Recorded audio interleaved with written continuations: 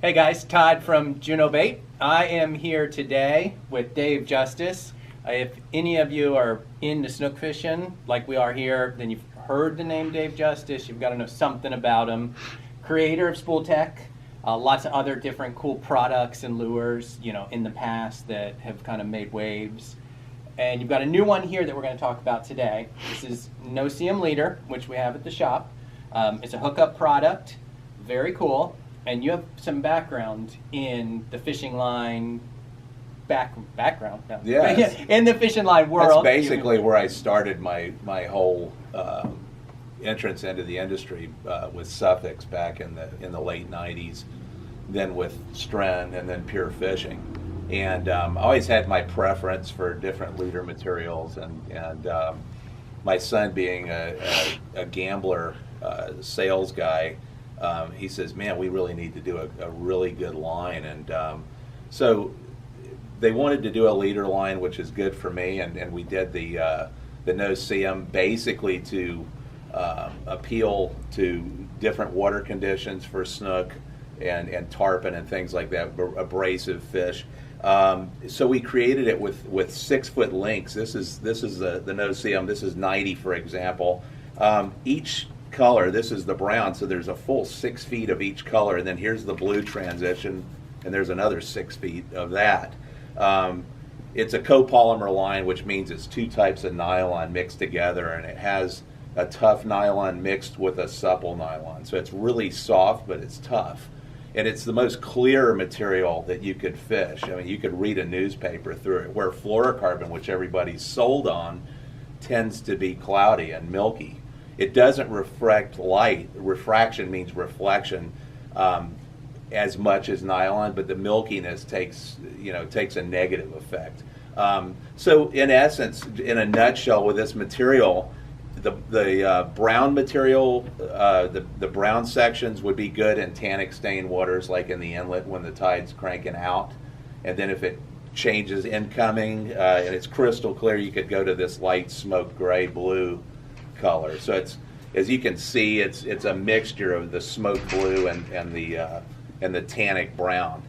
So it's good for all conditions. Right, and it's available in a wide variety of sizes, 20 pound up to 125 pound. 125, and there's a lot of in-between sizes in there which you don't find. Exactly, 70, 90 pound, right, which you don't get. And how many of you snook fishermen have said, God, I wish there was something between a 60 and an 80. Yeah, the 70 especially is super cool because you can still tie a knot real easy with it. Right. And as far as a copolymer goes, you tend to, I'm not going to say it's easier to tie than a fluorocarbon, but it is, it's got good abrasion resistance, but it's a little softer. So you And so where you can actually tie a knot with the 70 or the 80 pound, you have a hard time. Right, and you can bump your diameters up too. This is 90 pound, and it's the diameter of, it's right in between an 80 and 100 for a common line like Andy or Berkeley, big game, something like that.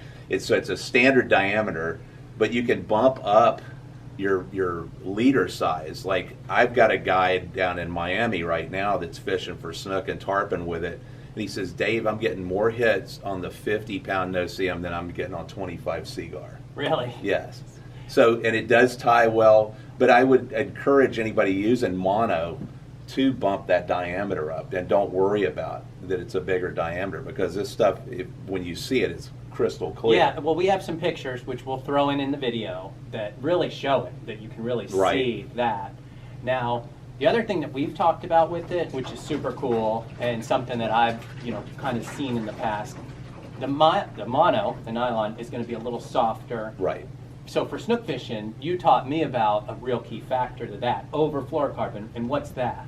It's basically when a snook thumps a jig or a swim bait or anything with fluorocarbon, it has a stiff, wiry-like feel. So when they thump it, their mouth is fairly sensitive, and they'll spit it out. Yeah, it's just that instant. Doom, doom, and this mono, when you can take it and just crumble it up in your hand like that, and it's soft, and that gives it, gives the fish. There's no resistance. They're not anxious to spit it out. I don't even think they detect it. Yeah, I kind of equate it to almost like if you took dental floss and like pulled it real fast against there, kind of the same, and then versus something soft.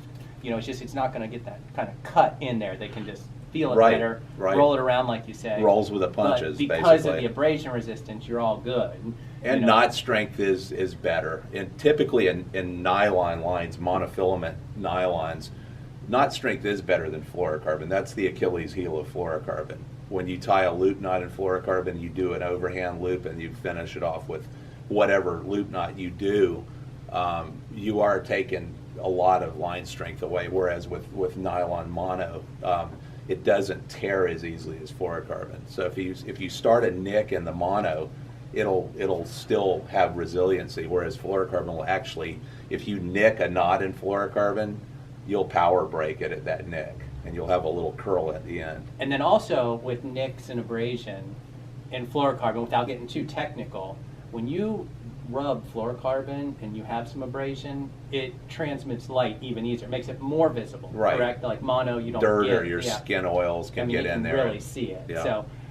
So yeah, it's got a lot of advantage. Not to mention, you know, on the opposite end of the spectrum, it is cost effective wise. It's Absolutely. fantastic. I mean, you're talking I think the 125 might be like around $12, but $8 to $12, 100-yard spools. I mean, it's great as far as that goes. Put you on the spot for 1 second.